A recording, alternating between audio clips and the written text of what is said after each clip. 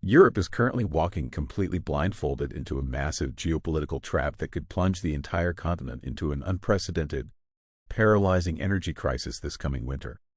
You might think the energy panics of recent years were finally behind us, completely resolved by new policies and mild weather. But the reality is much darker, incredibly fragile, and far more complex than governments are willing to admit.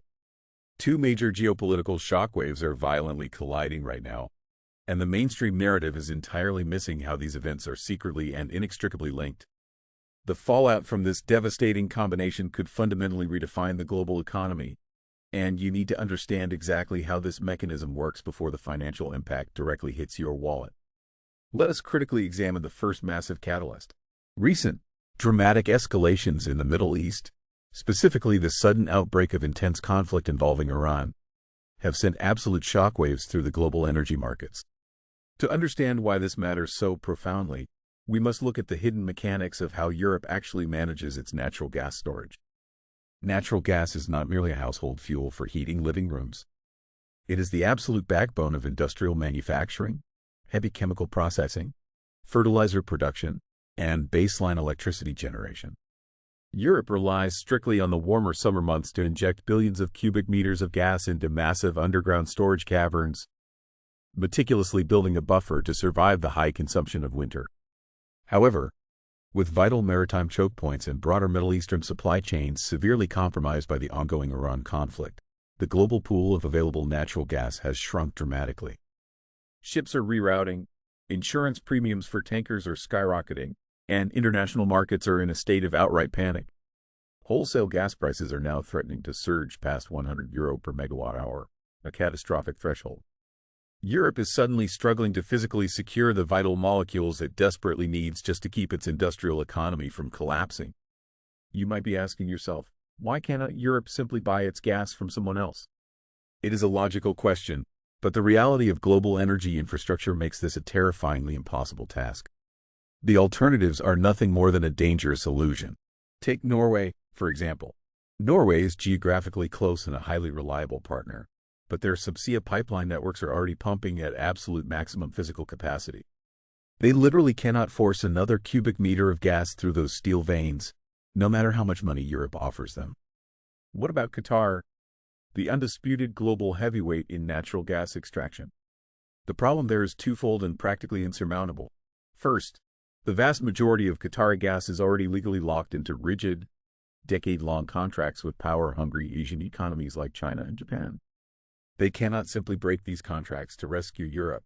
Second, any specialized tanker ships that do somehow manage to secure surplus Qatari gas must navigate the exact same Middle Eastern maritime choke points that are currently paralyzed by the Iranian conflict.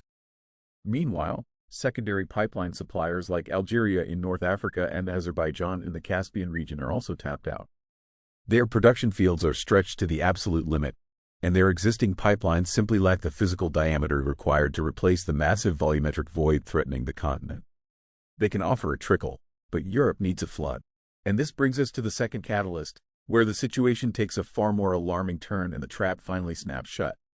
After aggressively pivoting away from Eastern pipeline networks in recent years, the European Union became profoundly dependent on liquefied natural gas, known as LNG, shipped primarily from the United States.